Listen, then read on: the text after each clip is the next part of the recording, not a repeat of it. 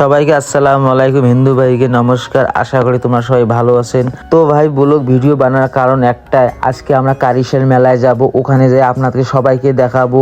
আর কেউ ভিডিও টান দেবেন না, ভিডিওর সঙ্গে থাকবেন। আর আমার সঙ্গে আছে টুনি, জুলি, দুই বোন, আর আমার ছেলে আছে, এইদিকে বাপ্পি ক্যামেরাম্যান আছে, আর আমার এখানে টোটো এসেছে, টোটো চড়ে বামুনহাট রেলওয়ে স্টেশন যাব। এই তো রেলওয়ে স্টেশন এসে গেছি, নেমে টিকিট কেটে ট্রেনে চড়ে একদম কুচবিহার চলে যাবো ভাই। আর ব্লগটার সঙ্গে থাকবেন, ব্লগটা কেউ টান দেবেন না। আশা করি ব্লগ শেয়ার করে দেবেন। আর যারা যারা শেয়ার করবেন, শেয়ারের মাধ্যমে যারা বাইরে থেকে আসতে পারে না তারা অবশ্যই দেখবে।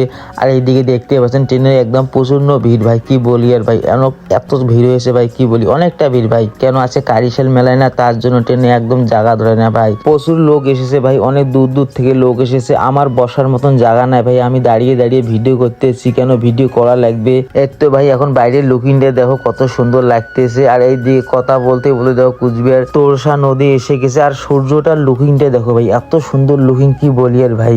দুপুর টাইম ভাই, এত সুন্দর লুকিং ভাই, কি বলি, নদীর ভিউ আলাদা ভাই। কথা বলতে বলতে কুচবিহার রেলওয়ে স্টেশন এসে গেছে।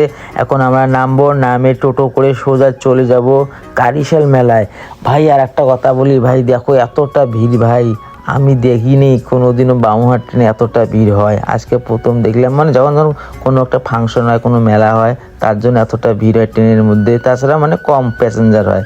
আর দেখতে পাচ্ছেন বাইরের লুকিংটা, টোটো একদম বুকিং, সবাই কারিশাল মেলায় পাগলের মতন যাইতেছে ভাই। গেতে গেতে ভাই রাত হয়ে গেল ভাই। তো ভাই অল্প একটু পথ আছে, আর নেমে একদম কারিশাল মেলায় যাবো। এই তো নেমেছি, এখন সিঁড়ি দিয়ে নামতেছি। নামে একটা মানে চাংড়ার ব্রিজ পাওয়া যাবে, ওই ব্রিজটা আমি পার হবো, পার হয়ে একদম কারিশাল মেলায় যাবো। এর তো ভাই কারিশাল মেলায় এসে গেছে। আর এত দোকান খামার হয়েছে ভাই, কি বলি আর। তো ভাই আপনাদের সম্পূর্ণ জায়গাটা দেখাবো। আর এইদিকে দেখতে পাচ্ছেন মাজারে এসে গেছি।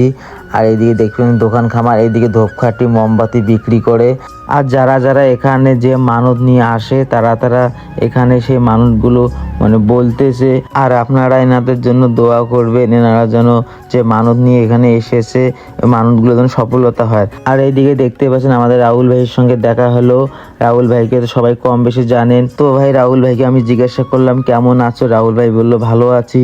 আমাকে জিজ্ঞাসা করলো কেমন আছো, আমি বললাম ভালো আছি। রাহুল ভাইকে বললাম ভাবি আছে, রাহুল ভাই বললো আছে, ওইদিকে আছে, সোজা মোবাইলটা নিয়ে ওইদিকে যাওয়া লাগবে, ভাবির সঙ্গে কিছু কথা বলা লাগবে। আর এইদিকে দেখতে পাচ্ছেন ধূপকাঠি মোমবাতি অনেক লোক লাগাচ্ছে।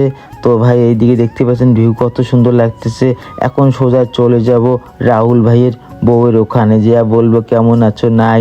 রাহুল ভাইয়ের বউ তো বলছে ব্লগ ভিডিও নাকি, আমি বললাম হ্যাঁ ব্লগ বানাই। তো ভাই অনেকটা কথা হলো ভাবির সঙ্গে, এখন আমরা সোজা চলে যাব নাকের দলার পাশে। আর এইদিকে দেখতে পাচ্ছেন অনেক দোকান খামার ভাই, কি বলি ভাই, অনেকটা প্রচন্ড ভিড়। আর এইদিকে দেখতে পাচ্ছেন এতটা ভিড় ভাই, কি বলি আর। আর এইদিকে দেখো ভাই কত ডাঙাডাঙি মারামারি ভাই, মেলা বাড়ি তো এইরকম হবে। এই দেখো কত রিয়েকশন ভিডিও আমার কাছে পাবেন ভাই, বং টাইগারের চ্যানেলে খালি রিয়েকশন ভিডিও পাবেন ভাই। আর আশা করে তোমরা সবাই ভিডিওটা শেয়ার করবেন, ভালো লাগলে লাইক কমেন্ট করবেন। আর এই দিকে নদীর ধারে এসে আমি পুরো একদম লুকিংটা আপনাদের মাঝে তুলে ধরলাম, দেখো। আর ভালো লাগলে শেয়ার করে দিন অবশ্যই।